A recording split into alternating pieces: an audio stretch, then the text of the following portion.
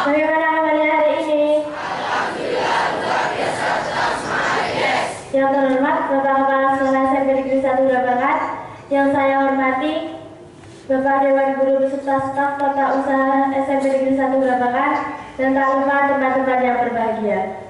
Pertama-tama, marilah kita panjatkan puja dan puji syukur kita kehadirat Sang Hyang Maha Esa, karena telah diberi limpahan taufik rahmat dan hidayahnya, sehingga kita bisa melaksanakan kegiatan rutin kita setiap pagi. Kedua kalinya, sholawat serta salam tetap kita aturkan pada junjungan kita Nabi besar Nabi Muhammad SAW.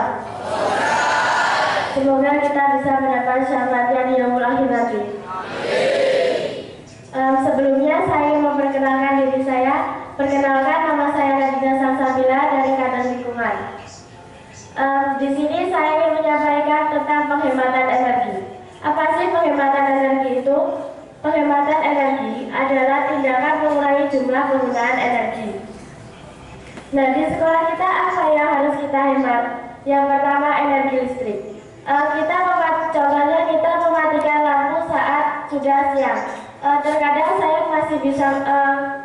Terkadang saya melihat, bahkan di kelas saya sendiri, lampu itu yang di teras nggak dimatikan.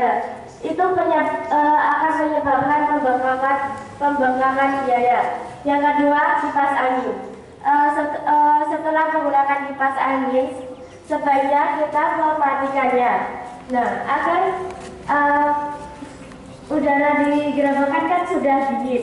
Nah, kenapa kok masih menggunakan kipas angin? Itu kan juga menjadi persoalan sendiri. Yang kedua, kita menghemat kertas. Cara menghemat kertas itu tidak membuang-buang kertas. Contohnya kita menulis hal yang salah, kita bisa menghapusnya menggunakan penghapus jika menulis dengan pensil, dan kita menggunakan lip X jika menulis dengan pulpen. Tidak disobek atau langsung dibuang, atau bahkan dibuat mainan seperti pesawat kertas atau yang lain sebagainya. Yang kedua, menghemat air. Menghemat air itu contohnya kita kalau sudah cuci muka, sebaiknya kita siram air sisa itu ke tanaman. Nah, saya sering menjumpai kalau di kamar mandi kalau cuci muka itu 1 ember penuh. Nah, itu kan jadinya mubazir air. Jadi seharusnya kita itu ambil air secukupnya saja buat cuci muka, nggak 1 ember penuh. Itu kan jadinya sudah menambah jumlah pembayaran, terus membuang-buang air. Nah, yang ketiga itu menghemat energi komputer. Ya, mestinya kita belum menggunakan komputer ya. Untuk yang kelas 9 pasti sudah menggunakan. Nah, yang selanjutnya ada energi alternatif. Energi alternatif yang bisa kita gunakan adalah sinar matahari, angin, gelombang laut, dan lain-lain. Yang kita gunakan setiap hari itu adalah energi alternatif sinar matahari.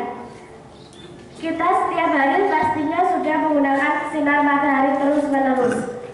Yang pertama yang kita manfaatkan dari sinar matahari adalah untuk menjemur pakaian. Yang kedua, menjemur kerupuk juga bisa. Kadang kita juga kalau pokoknya panas, sinar matahari itu banyak pokoknya manfaatnya. Seperti kita setiap pagi ini, kita juga menggunakan sinar matahari agar sehat ya, agar mendapatkan vitamin D. Nah, yang selanjutnya ada energi angin. Energi angin itu bisa digunakan untuk generator, untuk menggunakan generator atau membuat kincir angin. Nah, yang ada di Indonesia yang sering kita jumpai adalah pembangkit listrik tenaga air yang ada di Jatiluhur. Itu yang pertama ada pastinya air, yang kedua juga ada angin. Nah, untuk cara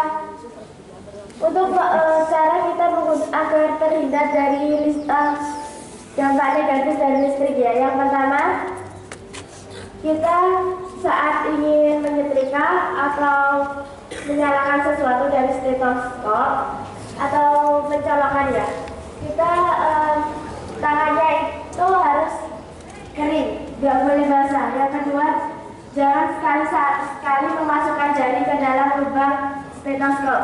Yang ketiga,